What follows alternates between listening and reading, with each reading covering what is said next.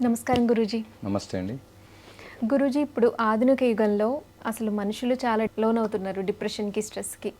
ఆధ్యాత్మికంగా వాళ్ళు ఆ మార్గం నుంచి బయటపడాలి, ఒక ఆధ్యాత్మిక మార్గంలో ఎప్పుడూ పాజిటివ్‌గా ఉండాలి అంటే ఎలా గురూజీ? ఒత్తిడి జయించాలన్నా, తర్వాత నెగెటివ్ అంతా తీసేయాలన్నా, స్ట్రెస్‌కి ఎక్కువ గురి కాకూడదన్నా కూడా మనము ఎక్కువగా ఆలోచన ధోరణి తగ్గించుకోవాలి. ఎంత ఎక్కువగా ఆలోచన చేస్తే మనలో అంత ఒత్తిడి పెరుగుతుంది. ఆత్మవిశ్వాసాన్ని పెంచుకోవాలి.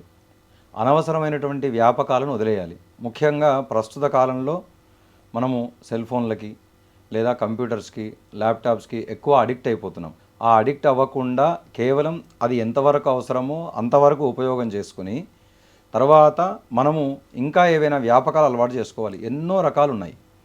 ఇప్పుడు నిజంగా ఒత్తిడి ఉన్నటువంటి వాళ్ళు దాన్ని జయించాలి అంటే మెడిటేషన్ చేయాలి, ధ్యానం చేయాలి, యోగా ఆసనాలు వేసుకోవాలి, శరీరం ఫిట్గా ఉంచుకునేట్టుగా మనం ఏర్పాటు చేసుకోవాలి, అలవాట్లు చేసుకోవాలి, ప్రతిరోజు భగవద్ ఆరాధన చేసుకోవాలి. ముఖ్యంగా సూర్యోదయానికి పూర్వమే నిద్ర లేవాలి. లేచి శరీరానికి సంబంధించినటువంటి వ్యాయామం చేయాలి, ధ్యానం చేయాలి. ఆ తర్వాత స్నానాది కృత్యాలు అయిపోయిన తర్వాత భగవత్ ఆరాధన, భగవత్ శ్లోకాలు, ఏవైనా స్తోత్రాలు పఠన చేసుకోవాలి, పారాయణం చేసుకోవాలి. చక్కగా దగ్గరలో ఉన్నటువంటి దేవాలయానికి వెళ్ళి సందర్శించుకోవాలి. కాసేపు గుళ్ళో కూర్చొని కాలక్షేపం చేసి లేదా భగవత్ సేవలో పాల్గొని మనం రావడం ద్వారా దృష్టి పూర్తిగా ఆ నెగిటివ్ వైపు వెళ్ళకుండా ఏదైనా మనం ముందుకు ఇంకా ఏం చేయాలి అన్నట్టుగా రీఫ్రెష్ అవుతుందన్నమాట. మనం గుడికి వెళ్ళడం కూడా అందుకే కదా కారణం. ఎందుకు అంటే మనలో ఉన్నటువంటి నెగిటివ్ వైబ్రేషన్స్ అన్నీ కూడా తొలగిపోయి పాజిటివ్ వైబ్రేషన్స్ వస్తాయి. అంతేకాకుండా సైన్స్ పరంగా కూడా గుడికి వెళ్ళాలంటే ఎట్లా వెళ్తాం? శుచి శుభ్రతతోటి కాస్త పద్ధతిగా వెళ్తూ ఉంటాం.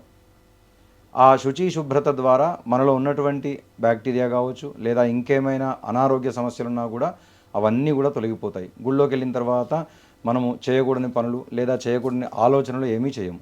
భగవంతుడి మీద దృష్టి కేంద్రీకరించి ఆయన నామస్మరణ చేసుకోవడం ద్వారా మనకు సంపూర్ణంగా ఆయన అనుగ్రహం కలిగి తర్వాత మనం ముందుకు వెళ్ళడానికి మార్గం సుగమం అవుతుంది. అట్లాగే ఒత్తిడి అనేటువంటిది మనం లేకుండా ఇప్పుడు దారిలో వెళ్తుంటాం. ఇప్పుడంటే మనం బండ్లపైన, కార్లలో, గుళ్ళల్లోకి వెళ్తున్నాం. పూర్వకాలంలో గుడికి వెళ్ళాలంటే చక్కగా నడుచుకుంటూ వెళ్ళేటువంటి వాళ్ళు. దారిలో వాళ్ళు వీళ్ళు కలుస్తున్నా కూడా వాళ్ళని కూడా కలుపుకొని గుడికి తీసుకెళ్లేవాళ్ళు. అందరం కలిసి నామస్మరణ చేసుకోవడం ద్వారా శరీరంలో ఒక రకమైనటువంటి పాజిటివ్ ఎనర్జీ, పాజిటివ్ వైబ్రేషన్స్ వస్తాయి.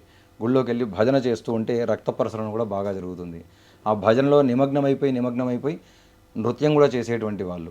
దాని ద్వారా శరీరం అంతా ఒక వ్యాయామం అయ్యేది. కాసేపు ఒక పావు గంట, 20 నిమిషాలు, అరగంట ఎంతసేపు అయితే అంతసేపు భగవన్నామ స్మరణ చేయడం ద్వారా మనకు చేసుకున్నటువంటి పాప పరిహారం కూడా అవుతుంది. ఎందుకు అవుతుంది అంటే కలవు స్మరణాన్ముక్తి అని చెప్తారు. కలియుగంలో స్మరణ చేత మాత్రమే మనకు ముక్తి మార్గం వస్తుంది అని. మనకు పేర్లు కూడా అందుకే పెడతారు తెలుసా? భగవంతుడి పేర్లు. ఎందుకు? నిరంతరం మనం పొద్దున లేచిన దగ్గర నుంచి రాత్రి పడుకునే వరకు కూడా భగవన్నామస్మరణ చేయాలి. అట్లా చేయడం సాధ్యమా మనకు? కాదు. కాబట్టి మనుషులకు పెట్టినటువంటి పేర్లను పిలవడం ద్వారా ఆ నామస్మరణ ఉచ్చరించినటువంటి ఫలితం కలుగుతుంది. ఇప్పుడు ఏం చేస్తున్నాము? మనకు పెట్టేటువంటి పేర్లు కేవలం సర్టిఫికెట్ల మీద ఉండడం కోసమే పెడుతున్నారు. ఇంత పెద్ద పేర్లు పెడతారు. పిలిచేది మాత్రం చివరి 2 అక్షరాలు లేదా మొదటి 2 అక్షరాలు. ఇంకా కొంతమంది అవి కూడా కాకుండా పింకీ, చింటూ, పండు, డాంకీ, మంకీ అని పిలుస్తుంటారు. అది కూడా ఇబ్బందికరమే. మనం ఆ పేర్లు పెట్టడం ఎందుకు? ఈ పేర్లతో పిలవడం ఎందుకు ఈ పేరు అంటే కేవలం సర్టిఫికెట్ల మీద ఉండడం కోసం లేదా ఏదైనా గుడికి వెళ్ళినప్పుడు అర్చనలు చేసుకోవడానికి మాత్రమే ఉపయోగపడుతున్నాయి.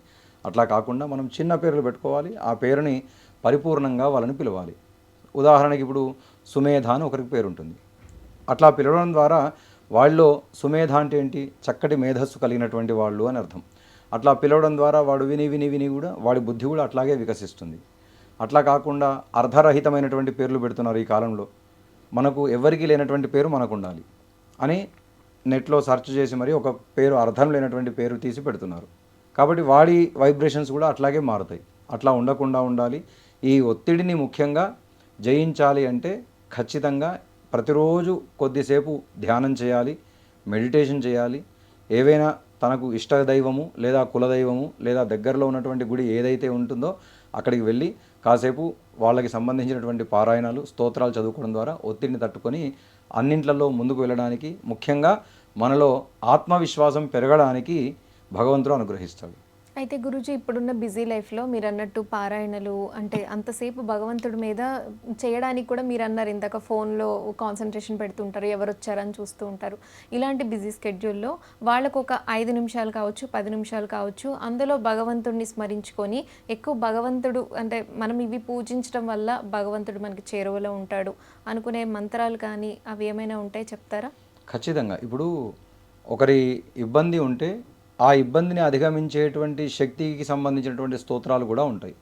తర్వాత ఆ ఇబ్బందికి సంబంధించినటువంటి అధిష్టానమైనటువంటి దేవుడు ఉంటాడు. ఇప్పుడు నవగ్రహాలను ఉదాహరణకు తీసుకుందాం. సూర్యుడిని ఆరాధన చేసుకోవడం ద్వారా మనకు ఆరోగ్యం భాస్కరాదిచ్చేది అంటారు. సూర్యుడు మనకు చక్కటి ఆరోగ్యాన్ని ఇస్తాడు. అంతేకాకుండా ఆత్మవిశ్వాసాన్ని ఇస్తాడు, సెల్ఫ్ కాన్ఫిడెన్స్. కొంతమంది చక్కటి విద్యావంతులు ఉంటారు, మంచి జ్ఞానవంతులు ఉంటారు. కానీ ఏదైనా పని చెబితే ధైర్యం చేయకుండా వెనకడుగు వేస్తూ ఉంటారు, భయపడుతుంటారు. అది ఆత్మవిశ్వాసం లేకపోవడం. కొంతమంది ఉంటారు, జ్ఞానము ఉంటుంది కానీ విద్య ఉండదు, దీన్ని ఎట్లా చేయాలో తెలియదు. అయినా సరే ఏదైతే తెగించి ముందుకు వెళ్తుంటారు. కారణం వాళ్ళ మీద వాళ్ళకు ఉన్నటువంటి విశ్వాసం. అది ఎవరిస్తారంటే సూర్యుడు ఇస్తాడు. ఆయన ఉపాసన చేయడం ద్వారా ఇటువంటివి వస్తాయి. చక్కటి ఆరోగ్యము, ధైర్యము, ఆత్మవిశ్వాసము, ఆరోగ్యం, ఈ మూడిట్లలో ఏవి కావాలన్నా సూర్యుడిని ఆరాధన చేసుకోవాలి. అట్లాగే చంద్రుని ఆరాధన చేసుకోవడం ద్వారా మనసు ప్రశాంతంగా ఉంచుతాడు ఆయన. మనలో మానసికమైనటువంటి బాధలు ఏమైనా, ఇందాక మీరు అడిగినట్టుగా ఒత్తిడి, ఇవన్నీ దూరం చేస్తాడు ఆయన. ప్రశాంతంగా ఉంచుతాడు. ఆయన ఎంత కూల్గా ఉంటాడో మన మనసును కూడా అంత నిర్మలంగా ఉంచుతాడు. అంతేకాకుండా తల్లి పిల్లల మధ్యలో మంచి అటాచ్మెంట్ని ఇస్తాడు ఆయన. కాబట్టి ఆయనను ఉపాసన చేస్తే ఇటువంటివి వస్తాయి. మూడవది కుజుడు. శారీరకమైనటువంటివి, మానసికమైనటువంటి రోగాలకి కారకుడైన. అటువంటి ఇబ్బందులు తొలగించమని కోరుకుంటూ ఆయనకు ఆరాధన చేసుకోవాలి. నాలుగవ అతను బుధుడు. వృత్తి, ఉద్యోగ, వ్యాపారాలకు సంబంధించినటువంటి అధిష్టాన దేవుడు. అటువంటి వాటిల్లో మనకు జయం కావాలంటే ఆయనను ఆరాధన చేసుకుంటే, లేదా ఆయనకు సంబంధించినటువంటి శ్లోకాలు చదువుకున్నా, ఆయనకు సంబంధించిన స్తోత్రాలు చదువుకున్నా ఈ విద్య, ఉద్యోగ, వ్యాపారాలలో మనకు ఇబ్బందులు లేకుండా చేస్తాడు. ఐదవ అతను బృహస్పతి. ఆయననే గురువు అని కూడా అంటాం. జ్ఞానానికి, చదువుకి కారకుడైన. తండ్రి పిల్లల మధ్యలో మంచి అటాచ్మెంట్ని ఇస్తాడు ఆయన. ఆయన అనుగ్రహం కోరుకునేటువంటి వాళ్ళు ఆయన ఉపాసన చేసుకోవడం ద్వారా వీటిలలో వస్తాయి. తర్వాత శుక్రుడు. చక్కటి భోగభాగ్యాలను అనుభవించడానికి, తర్వాత సకాలంలో వివాహం జరగడానికి, అన్యోన్య దాంపత్యం రావడం కోసం ఆయన అనుగ్రహం ఉండాలి. ఆయన అనుగ్రహం కోరుకుంటూ ఆయనకు సంబంధించినటువంటి శ్లోకాలు కానీ, ఆయనకు సంబంధించినటువంటి స్తోత్రాలు కానీ చదువుకోవడం ద్వారా మనకు దాంట్లో ఇబ్బంది లేకుండా ఉంటుంది. అంటే గుడికే వెళ్ళాలా గురూజీ, లేదంటే శ్లోకాలు ఇంట్లో కూర్చొని కూడా చదువుకోవచ్చు. కుజుడుగా అయితే కుజుడు, ఏ గ్రహానికి సంబంధించినటువంటిది అయితే ఆ గ్రహానికి ఇంట్లో దేవుడి దగ్గర కూర్చొని చదువుకోవచ్చు. అంతసేపు కూర్చోలేము. కొంతమందికి కాళ్ళ నొప్పులు ఉంటాయి. దేవుడి మందిరం బయట కూర్చొని మనం పవిత్రంగా ఉండి, శుచిగా ఉండి, ఇంట్లో ఎక్కడ కూర్చొనైనా చక్కగా కుర్చీలో, స్టూల్ పైన అయినా కూర్చొని, కింద కూర్చోలేనటువంటి వాళ్ళు ఉంటారు. అట్లాంటి వాళ్ళు మేము మానేసుకోవాలా అనేటువంటి ఆలోచన కూడా వాళ్ళకు వస్తుంది. అట్లా లేకుండా చక్కగా వాళ్ళకి సౌకర్యాన్ని బట్టి, శరీర మాధ్యం కలు ధర్మ సాధనం అని శాస్త్రవచనం. శరీర ధర్మాన్ని అనుసరిస్తూ శరీరాన్ని ఇబ్బంది పెట్టకుండా కూర్చొని చదువుకోవచ్చు, పారాయణం చేసుకోవచ్చు. ఏడవ అతను శని. ఆయన అనుగ్రహం బాగా ఉండాలని కోరుకుంటూ ఆరోగ్యము, ఆయన మన ప్రాణ సంబంధితమైనటువంటి వాటికి ఆయన కారకుడు.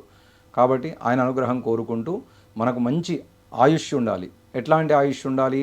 ఆరోగ్యంతో కూడుకున్నటువంటి ఆయుష్నివ్వమని కోరుకుంటూ శనైశ్వరుడికి పూజ చేసుకోవాలి. ఎనిమిదవ అతను రాహువు. నేత్ర సంబంధితమైనటువంటి ఇబ్బందులను తొలగించమని. ఇవాళ చిన్న చిన్న పిల్లలకు కూడా భూతద్దాలు వస్తున్నాయి. కారణం ఏంటి అంటే టీవీలు చూస్తున్నాడు, ల్యాప్టాప్ చూస్తున్నాడు, లేదా సెల్ ఫోన్లో రీల్స్ ఎక్కువ చూస్తున్నాడు అని చెప్తారు. మరి చాలామంది పిల్లలు చూస్తున్నారు. అట్లా చూసే ప్రతి పిల్లలకి రావాలి కదా అద్దాలు? కేవలం అది చూస్తేనే వస్తాయి, అవునా? ఎందుకు రావట్లేదు అంటే దానికి సంబంధించినటువంటి ఇబ్బందులు, ఆ గ్రహ సంబంధితమైనటువంటి ఇబ్బందులు ఎవరి మీద అయితే దృష్టి కేంద్రీకరిస్తాయో వాళ్ళకి మాత్రమే వస్తుంటాయి. తర్వాత తొమ్మిదవ అతను కేతువు. మనకు చక్కటి జ్ఞానాన్ని ఇవ్వమని కోరుకుంటూ ఆయనకు ఆరాధన చేసుకోవాలి. తర్వాత వీళ్ళకి అధిష్టానమైనటువంటి దేవతలు కూడా ఉంటారు. ఇప్పుడు ఉదాహరణకి కుజుడికి మనకు జాతకంలో బాగాలేడు. ఆయన సంబంధితమైనటువంటి అధిష్టాన దేవుడు సుబ్రహ్మణ్య స్వామి.